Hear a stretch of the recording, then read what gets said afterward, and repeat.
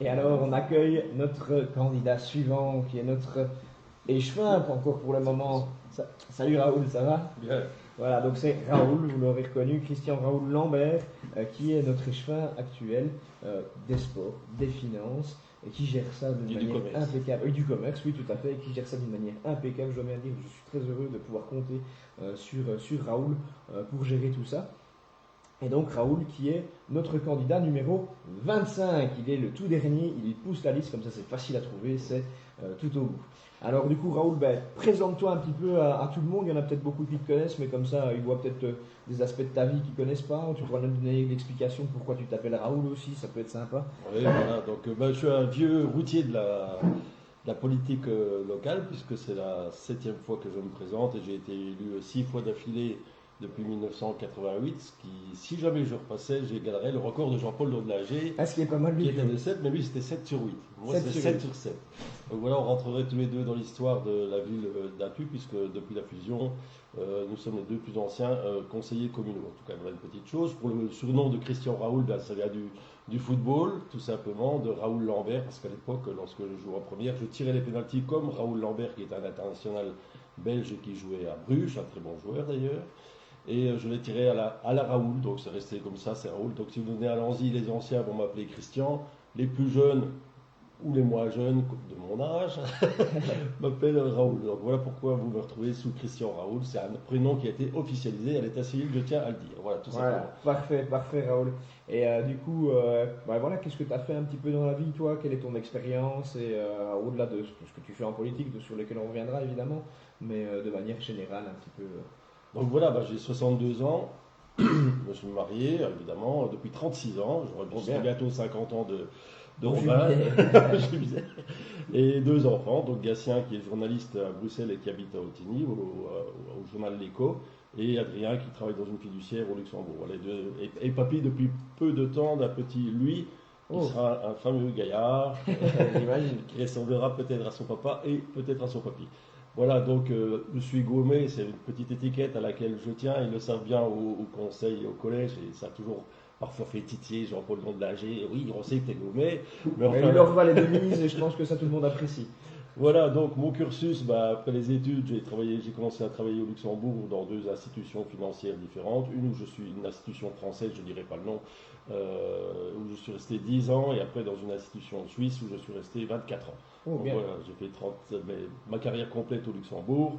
Donc les gens diront, bah oui, maintenant il a une belle pension. Et c'est vrai aussi, et c'est comparé à la Belgique, c'est vrai que nous avons la chance d'avoir le Luxembourg à cette période-ci. Donc toi, le transfrontalier, tu connais bien aussi, quoi, hein? Exactement. Donc, j'ai pu profiter du Luxembourg pendant 35 ans. J'ai connu l'époque où je partais d'Alenzy à 7h et à 7h35, j'étais au centre-ville de Luxembourg et on allait au café. Ici, à 7h35, on arrive royalement à Atu, s'il n'y a pas eu de problème dans la traversée C'est d'Atu. vrai. Voilà, enfin, voilà, les choses ont évolué, mais quand même merci au Luxembourg et encore merci maintenant au Fonds des frontaliers qui nous aide vraiment, créé par à l'époque Josie Arens et soutenu par le ministre libéral, notre ami des Finances qui était à l'Europe, Didier Didier Renders? Renders. Voilà. Donc on l'a appelé communément Fonds Arens Renders à l'époque. Enfin voilà, ce qui aide bien la commune. Pour continuer, ben voilà, j'ai été fort impliqué dans le monde associatif, tout le monde le sait à Lanzy. Ça c'est vrai. J'ai été scout de 6 ans à 29 ans pour terminer chef d'unité. Et j'y suis toujours parce que je suis dans les alumni. Donc Hein? qu'est-ce que c'est les Scout alumni? alumni. Voilà. Donc alumni en latin, ce sont les élèves. Donc en fait dans les universités, les alumni c'était les anciens élèves qui aidaient les jeunes qui arrivaient à découvrir l'université. Ici, bah, moi je continue à aider l'unité scout de Alanzy avec les moyens que j'ai, donc notamment via les œuvres paroissiales où ils ont les locaux mis à disposition. Quand ils ont besoin de salles, on est là. S'ils ont besoin de matériel, on est là. En tout cas, je remercie aussi tous ces mouvements de jeunesse, parce qu'on dit toujours il n'y a plus de jeunesse. Ben si, parce que quand je fais Ouais, ouais, appel à bien eux sûr. pour l'opération arc-en-ciel, pour l'opération des chocos de la petite plante qui aura lieu notamment la semaine prochaine à Alanzy, ils sont toujours là, ils répondent présents. En tout cas, il y a encore une belle jeunesse sur Alanzy. On a encore pas mal de mouvements de jeunesse tant à Alanzy, aux Branches Catu, et on essaie aussi, via nos moyens, de les aider dans notre budget. Mais Ouais. on voudrait faire plus, mais c'est pas toujours facile. Ouais, Voilà. on a fait déjà un petit peu évoluer les choses sur cette législature, mais on aimerait encore pouvoir en faire plus lors de la prochaine. Exactement. Donc, on a Virginie qui dit salut Christian, salut Virginie, et on a Alain qui tient beaucoup au nom de la ville d'Aubange qui dit tiens, petit lapsus, Raoul parle de la ville d'Atu, et c'est parce que Raoul pensait justement à l'époque de la fusion, Exactement. où justement Alanzy, Rachecourt, Aubange et Atu, qui étaient chacune des communes séparées finalement, ont fusionné à l'époque pour donner la ville d'Aubange, le Grand Aubange, qui comprend justement toutes ces entités. Il y en a 7, parce que même Guerlange, qui de base était sur la commune de Messancy, a été reversé à l'époque sur la ville d'Aubange. Voilà, C'est voilà. vrai qu'à l'époque, on parlait beaucoup de la ville d'Atu, effectivement, parce qu'il y avait qu'Atu qui avait le nom de ville. Effectivement, maintenant, c'est la ville d'Aubange. On est tout à fait d'accord depuis 1977, depuis la fusion des communes. Et à l'époque, c'est vrai que c'était notamment pour constituer les listes où il y avait toujours l'esprit de clocher, et c'était pas toujours facile. Et je me souviens qu'il y avait une section locale du PSC à Lanzy, il y avait une section locale du PSC Aubange, une à Atu. Alors c'était des grosses discussions déjà au sein des partis, mais je pense que ça s'arrange. On le voit ici avec la liste de bourgmestre où les gens, on ne sait même plus d'où ils viennent, quelque part, entre guillemets, et c'est tant mieux. Moi aussi, parfois, on me reproche à Lanzinois il y en a toujours que pour Atu. J'explique que de toute façon, ce sera chacun à son tour. On l'explique en long, en large avec le PCDR. Voilà, aussi, et on a le PCDR qui arrive. C'est vrai que c'est important pour Alanzy. Et l'école de l'instituteur, la maison d'instituteur à Batincourt. Pour nos villages, c'est clair voilà. qu'on va avoir pas mal de projets. Donc il y a encore du pain sur la planche et on espère que pouvoir le concrétiser prochainement. On a bien travaillé, je pense, pendant 6 ans avec tout le collège. Je mets tout le collège dans le même panier, effectivement. Et donc on espère continuer dans de nouveaux projets et en tout cas pérenniser ceux qui sont en route. Alors déjà une petite question pour toi concernant l'ouverture de la piscine le dimanche matin. C'est vrai que c'est une question qui est très très souvent revenue parce que les infrastructures sont magnifiques. Au dire des personnes que j'ai rencontrées, pourquoi ne pas faire plusieurs dimanches, par exemple, genre piscine en fête, où on attend peut-être le nouveau complexe. Je pense que c'est plutôt pour une question personnelle, Raoul, mais je pense que tu as des bonnes nouvelles à nous annoncer. Je t'en prie. Donc c'était une grosse question au départ, lorsqu'on a ouvert la piscine en mai. D'abord en mai, on n'avait pas le staff de maîtres nageurs nécessaire pour ouvrir les 3 bassins. Parce qu'il faut savoir qu'il faut quand même un maître nageur par bassin, c'est obligatoire, même dans le spray park où ce sont les tout petits et qu'il n'y a que 30 cm d'eau. Un enfant peut se noyer dans 30 cm d'eau, il faut le savoir. Donc ici, là, on avance tout doucement. On va ouvrir bientôt à partir de 8 h du matin pour ceux qui sont matinaux et qui veulent aller faire un peu de natation avant de partir au travail. On ouvre maintenant le jeudi jusqu'à 20 h et l'ouverture du dimanche devrait avoir lieu au 1er décembre cette année-ci. Donc on va essayer pendant un an d'ouvrir tous les dimanches matins en tout cas. Et il faut savoir évidemment que le dimanche matin, il nous faut un staff de 5 personnes, 3 maîtres nageurs, une dame de ménage et une caissière. Donc ça a quand même aussi un coût. On sait que la piscine de toute façon ça a un coût et on sera toujours déficitaire, mais enfin on va lancer également le dimanche matin. Donc on avance petit à petit. Alors maintenant pour les fêtes du sport, évidemment on y pense. J'ai vu ça dans d'autres villes où on fait des journées multisports, pas uniquement en piscine. Donc la bonne nouvelle c'est que la grande salle de sport qui est en construction derrière la piscine avance très bien, que le délai de construction sera respecté, à savoir juin 2025. Je pense que les premiers intéressés, le basket et surtout le volley, piaffent d'impatience à Clémarais où ils sont un petit peu à l'étroit. Ici, ce sera une salle aux normes nationales. C'est vraiment impressionnant quand vous êtes au milieu de la grandeur de la salle. Donc, on va terminer cette salle. Et la troisième bonne nouvelle, je vais dire, c'est qu'on a reçu un subside de 625 000 euros, une promesse de subside de 625 000 euros pour la rénovation de l'ancien hall qui est aussi très demandé, notamment maintenant par un club d'art martial et par le tennis club des Atu qui a recréé une école de jeunes et qui va pouvoir profiter de la salle salle indoor en hiver. Donc on vient de retracer le terrain aux normes du tennis pour eux. Voilà. Top, c'est vraiment top. Voilà, donc de beaux projets. Alors on va enchaîner parce qu'on a quand même pas mal d'interventions. Alors on a Gaëtan Hutley qui nous dit bonjour de Gaëtan on food, de Gaëtan Food. Donc bonne chance. Merci Gaëtan, ça fait plaisir. Je pense que tu connais quand même assez bien. C'est mon filleul. Bonjour Gaëtan. Voilà. Alors il y a Olivier Mestré qui nous dit bonjour, quelle est la situation actuelle du commerce en ville d'Aubange. La Cava revendique 450 commerces et artisans, cela me semble un peu exagéré. Combien sont-ils dans cette association? Alors le nombre exact, je ne pense pas qu'on l'ait là comme ça sous la main. Si. Mais toi tu sais probablement mieux que moi au niveau du nombre de commerces. On n'est quand même pas très loin de tout ça. Voilà, c'est commerce, artisan et profession indépendant, hein. Donc il faut bien mettre tout le monde dans le compte des 450 personnes. J'en ai parlé encore à au dernier salon avec Andy Jacob. Effectivement, ils sont un petit peu. Lorsqu'on a lancé la Cava il y a 2 ans en collaboration avec la CLAC, on a quand même pris un petit risque Donc financier. la CLAC, c'est au niveau provincial, ils essaient justement de relancer des associations de commerçants. On va dire que c'est l'association générale des associations de commerçants. La commission luxembourgeoise des associations de commerçants. Donc on les a rencontrés avec l'ADL, et je salue l'ADL parce que c'est aussi une équipe dynamique, comme toutes les équipes dont je dispose à la RCA et aux finances, avec notre directeur financier qui est très compétent, qui a une très bonne équipe. Donc ici, en l'occurrence, la Cava, on l'a lancé suite à la discussion avec la CLAC. On a rencontré des premiers commerçants très tôt au Clémarais à un petit déjeuner, ça avait l'air de prendre. Ils sont maintenant 20-25 membres. Je pense qu'après, Robert Mertz, qui fait partie de l'association, pourra vous en parler aussi également un petit peu, parce que lui est très actif dans l'association.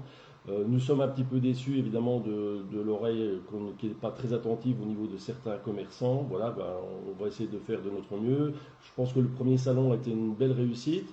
Ils sont partis pour en refaire l'année prochaine dans un espace peut-être un peu plus grand, parce qu'il y a quand même de la demande suite à ça. Donc malgré tout, c'était une belle réussite, surtout notamment le dimanche où il y a eu le défilé. Je crois qu'il y a eu pas mal de monde le dimanche. Moi, j'étais pas, j'étais au football évidemment. Mais voilà, donc le commerce, c'est vraiment aussi une chose très importante. On remarque quand même un frémissement dans la Grand Rue Atu, où moi je constate que certaines cellules sont réoccupées, que la Grand Rue est quand même redevient un peu plus propre, en tout cas jusqu'au, je veux dire, au carrefour du centre culturel, plus ou moins. Là, on a un agent qui est très performant, qui est tous les jours, et vous le voyez avec son petit gilet orange. En tout cas, c'est quelqu'un de très courageux et qui fait ça aussi en dehors de ses heures de bureau, en tout cas de chantier, en tout cas, je vais dire.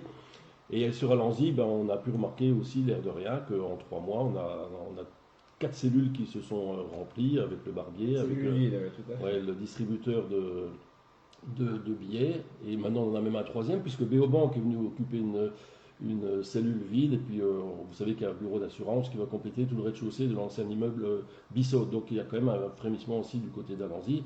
Et ce serait bien aussi que, puisque Olivier fait la remarque, que tous les commerçants d'Alanzy participent à la CAVA, puisque c'est une association communale. Ce n'est plus une association locale comme dans le temps où on vendait des passes aussi uniquement lors des foires commerciales. Tout à fait, tout à fait. Mais c'est bien, tu fais bien de le préciser. On enchaîne avec les questions. Je vais très très rapidement répondre à la question de LL Performance, donc de Monsieur Nicolas O concernant les inondations. C'est vrai que la rue Wisba a été aussi très touchée lors des inondations de 2024. Très rapidement, l'épisode de 2024 était un épisode vraiment extrême et qui arrive très rarement. Cela étant, on prend clairement les devants et on les avait déjà pris parce que ça fait depuis 2019, en tout cas moi depuis que je suis échevin, qu'on travaille justement le sujet avec le collège communal, à savoir que 2 choses. La première chose, c'est qu'il faut faire des études et des études approfondies en termes d'hydrologie et en termes simplement de gestion des eaux. Et donc là-dessus, on vient d'avoir des études sur des points qui étaient entre guillemets les plus noirs de la ville d'Aubange, à savoir le site de Clémarais et la rue de Longeau, qui est quand même un site très très compliqué. Maintenant, il en reste clairement d'autres. Je l'ai d'ailleurs signalé directement aux équipes aussi, puisque clairement au niveau de la rue Wisba en 2021, on avait aussi de l'eau qui surnageait et des inondations. Et pas que à ces moments-là, parce qu'au niveau de la rue Wisba, on est dans un point bas aussi. Et donc clairement, mais il faut avoir une étude hydraulique et hydrologique pour pouvoir trouver les meilleures solutions à mettre en place. Et donc ce seront des solutions à mettre en place par le pouvoir communal dans les prochaines années. Donc il faut évidemment que ça puisse suivre, parce que le problème des inondations, c'est que tant que ça se passe pas, on a l'impression que c'est pas grave si ça suit pas, mais par contre il faut vraiment pouvoir les mettre en place dans les prochaines années. Et l'autre chose, ce serait justement l'idée de pouvoir avoir une espèce de prime inondation pour que le citoyen puisse aussi éventuellement faire par exemple des petites buttes, des petites contre-buttes, des petites choses qui pourraient l'aider justement au quotidien par rapport à tout ça, à un clapet anti-retour, des financements de ce genre de choses, avec un tout petit subside, enfin tout petit subside ou en fonction de ce qu'on pourra définir, ça dépendra qui sera évidemment au pouvoir, mais d'avoir un subside justement par rapport à ces inondations. Voilà, donc déjà quelques éléments de réponse. Il faut aussi rappeler que sur Alanzy, on a créé le bassin d'orage qui se trouve à la rue du Failly, et que depuis qu'il y a le bassin d'orage, il n'y a plus d'inondation, en tout cas sur la place du kiosque. On l'a vu même pendant l'événement du mois de juin, où à Alanzy, dans le centre et la rue Mathieu, on a été épargné grâce à ce bassin d'orage en tout cas. Oui, donc c'est ça. Donc il faut continuer à être très attentif au niveau de la gestion des eaux, notamment quand il y aura l'imperméabilisation des sols au niveau urbanistique, et comme tu le dis, encourager la mise en place de bassins d'orage, ou même parfois simplement chez vous aussi des bassins d'eau de pluie, parce que l'air de rien, quand on récolte la pluie, c'est quand même plus facile. Mais voilà, donc une série de choses qui peuvent se mettre en place, mais le plus gros évidemment du travail, c'est l'étude pour déterminer les grosses solutions à pouvoir mettre en place par rapport à la rue Wisba et probablement à travailler avec la région wallonne puisque c'est un axe régional et on a souvent le fichionnage là. Voilà, alors on passe à la question d'Axel De Bruyne concernant les terrains de foot synthétiques pour que nos enfants puissent s'entraîner même par temps de pluie intense. Donc la question des terrains de foot synthétiques, je pense que c'est vrai que c'est quelque chose vers lequel on va finir par tendre pour pouvoir avoir des terrains notamment d'entraînement. Je ne sais pas ce que tu penses des terrains synthétiques. Alors, toi, en tant que président du club de foot, en plus, moi, en tant qu'ancien joueur, en tout cas, pour jouer, l'idéal, c'est de toute façon, c'est le gazon, il n'y a pas photo. Après, c'est vrai que les terrains synthétiques sont de très beaux outils d'entraînement. Alors, il faut savoir qu'on a quand même réinvesti dans tous les clubs de football, notamment on a remplacé les 4 éclairages, alors il va être fait l'année prochaine, mais les 4 éclairages des terrains de football. Il y a eu d'autres investissements, la buvette de Rachecourt, la buvette d'Aubanche. Et donc, les terrains synthétiques, il faut savoir qu'un terrain synthétique coûte 1 million d'euros et qu'on ne peut pas passer sur fonds propres. Il faudrait passer par Infrasport. En sachant que pour l'instant, Infrasport, on les a sollicités dans beaucoup de projets. Donc, ils vont commencer à dire voilà, la commune d'Aubange, vous avez été bien gâtés. Il y a la piscine, il y a la salle de sport, il y a la réflexion.